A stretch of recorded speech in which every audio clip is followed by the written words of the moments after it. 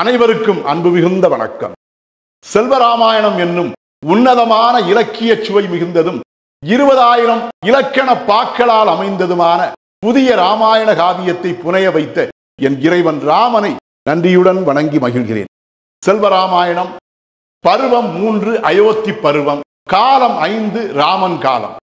அகல் விளக்கினால் இருள் விலகுதல் போல் ராமனின் வார்த்தைகளை கேட்டதும் கோசலை தாயின் துன்பம் யாவும் நீங்குதலும் அவள் அவனை வாழ்த்துதலும். பாடல் எண் 513.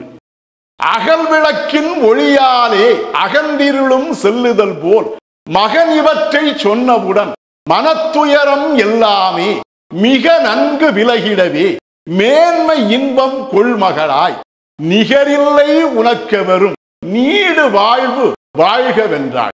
இதுவே அந்த 513வது பாடல். இந்த பாடலுக்கான விளக்கத்தை காண்போம்.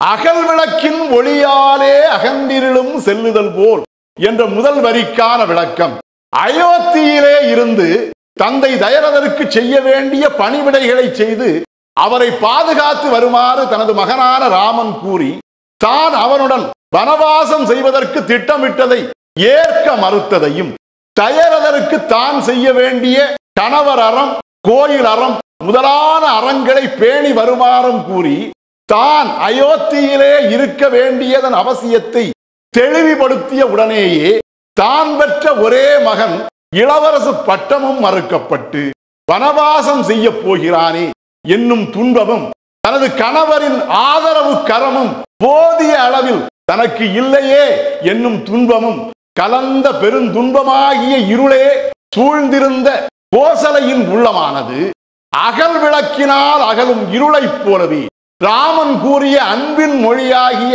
வார்த்தை என்னும் அகல் விளக்கினால் தான் கொண்ட துன்பம் என்னும் இருளை விலக வைத்து இன்பத்தினை அடைந்தது. அகல் விளக்கு என்பது இருளை அகல வைத்து ஒளியை ஊட்டும் விளக்கு ஆதலால் ராமனது வார்த்தைகளும் அவ்வாறு அகல் விளக்கினைப் போலவே கோசலை தாயின் உள்ளம் கொண்ட துயரம் யாவையும் விலக வைத்ததில் ஆச்சரியம் இல்லை. மகன் இவற்றை சொன்னவுடன் மனத்துயரம் எல்லாமே. அவ்வாறு அகல் விளக்கில் இருந்து எழும் ஒளி போன்ற வார்த்தைகளை ராமன் பேசிய உடனேயே தான் கொண்ட மனத்துயரம் அனைத்துமே விலகி போய்விட்டதென்னும் மிக நன்கு விலகிடவே மேன்மை இன்பம் கொள்மகளாய் இன்ப உணர்வு தன்னுள்ளே ஏற்பட அந்த இன்ப உணர்வு மேலும் பெருகி தன் உள்ளத்துள்ளே மேன்மை மிகுந்த இன்பத்தினை அடைந்தவளாய் நிகரில்லை உனக்கு எவரும் நீடு வாழ்வு வாழ்கவென்றாள். அவள் தன் மகனாகிய ராமனிடம் தனது உள்ளம் அடைந்த இன்பத்தினை வெளிப்படுத்தும் வண்ணமாய் துன்பத்தினை அகற்றுவதற்கு உனக்கு நிகரானவர் உலகில் எவருமே இல்லை, அத்தகைய சிறப்பு மிக்க என் மகனே ராமனே, நீ இந்த உலகில் என்றென்றும் நிலைத்திருக்கும் நீடு வாழும் வாழ்வு என்னும் சிறப்பு மிக்க பெரு வாழ்வினை அடைந்து மேன்மை அடைவாயாக என்று வாழ்த்தினார்.